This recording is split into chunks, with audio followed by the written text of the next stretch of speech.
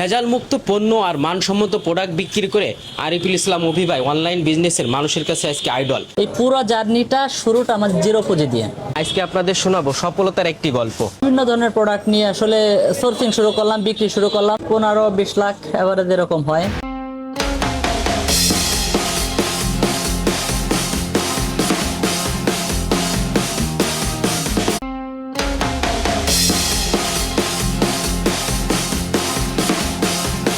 থেকে এই online business করে কিভাবে সফলতা পাওয়া যায় সেই গল্পই আজকে আপনাদের শোনাবো। আমরা অনলাইন বিজনেস মানেই মনে করি শহর কেন্দ্রিক, শহর ছাড়া হয়তো এই অনলাইন বিজনেস করে সফলতা পাওয়া যায় না। কিন্তু আরিফুল ইসলাম অভি ভাই আজকে এই অনলাইন বিজনেস করে সফলতা পেয়ে কাশিয়ানির বুকে কেজি স্কিল মোড়ে তৈরি করেছে সে অভি সুইটস।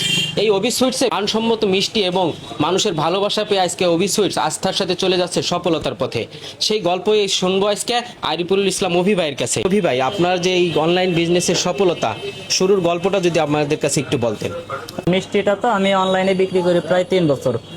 তবে আগে রিসেলিং করতাম, অন্য জায়গা থেকে এনে বিক্রি করতাম এবং আমার পুরো বিজনেস প্রসেসটা মূলত ঢাকা কেন্দ্রিক ছিল।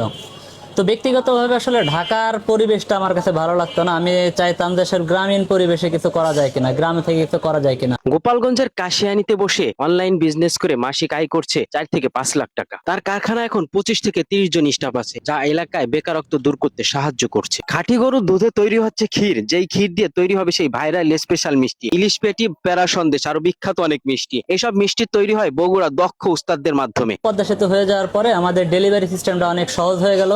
মানে আমার অনলাইন যে বিজনেসটা আছে ওইটা আমি পুরোপুরি ঢাকা থেকে গ্রামে শিফট করলাম এবং সেই থেকে হচ্ছে আমার গ্রাম কেন্দ্রিক চিন্তা ভাবনা এবং বিজনেসটা মানে কিভাবে ছড়ানো যায় সেটা শুরু আর কি। এটা হচ্ছে করোনার সময় ওই সময় আমি মাস্টার্স শেষ করি। মাস্টার্স পরীক্ষা শেষ করার পরে চিন্তা ভাবনা হইলো কি যে আসলে আমরা এই ইসের বাহিরে অনলাইনে যেহেতু বসে আছি এই সময়টারে আমরা কিভাবে কাজে লাগাইতে পারি। এই কাজে লাগানোর বিষয়টা থেকে শুরু মূলত মাস্টার্স শেষ করার পরে আমি করলাম, বিজনেস শুরু করলাম এবং অনলাইনে তখন আমি বিভিন্ন ধরনের প্রোডাক্ট নিয়ে আসলে সোর্সিং শুরু করলাম, বিক্রি শুরু করলাম। আসলে নির্দিষ্ট মিষ্টি দিয়ে আমাদের বিজনেসের যাত্রা শুরু, বিষয়টা এমন না।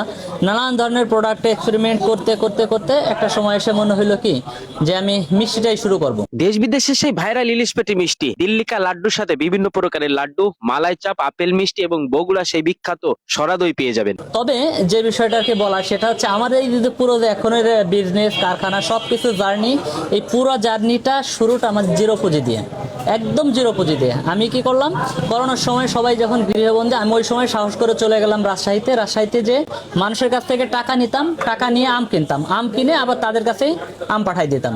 মূলত একদম জিরো পুঁজি থেকে ওই যে আমার শুরু, সেই 2002 সালে, সেই শুরু থেকে আজকের এই পর্যায়ে আছি আলহামদুলিল্লাহ। এই মুহূর্তে এখন লাগতেছে প্রায় 300 লিটার প্লাস দুধ লাগে। কিন্তু দুধের বাহিরে আমার অন্য যে শুকনা মিষ্টি আছে সেখানে অন্য কাজ দিয়ে, অর্থাৎ লাড্ডু আইটেম আছে 8 প্রকার, সেগুলো আমার প্রায় অনলাইনে প্রতিদিন প্রায় 50 কেজি প্লাস যাইতেছে। তারপর শুকনো মিষ্টি আছে আরো বেশ কিছু, সেগুলো প্রায় 30-40 কেজি যাচ্ছে।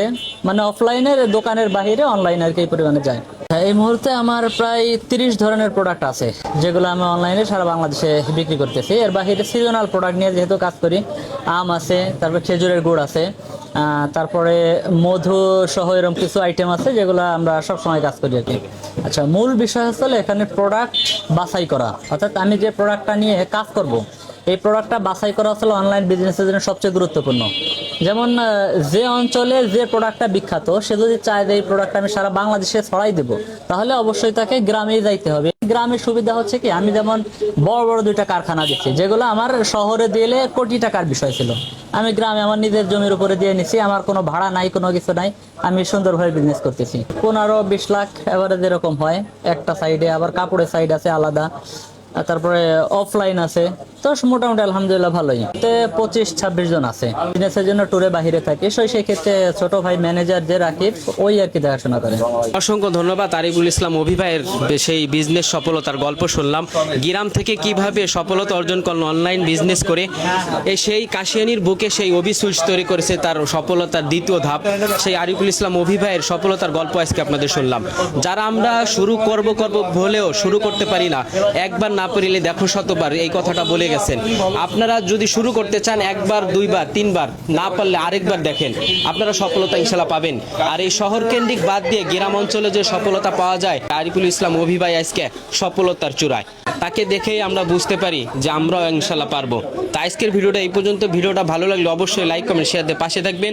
আর অভি সুইটসে এসে মানসম্মত মিষ্টি এবং সরা দই খেয়ে যাবেন, ভালো লাগবে অবশ্যই ইনশাল্লাহ। আল্লাহ হাফেজ।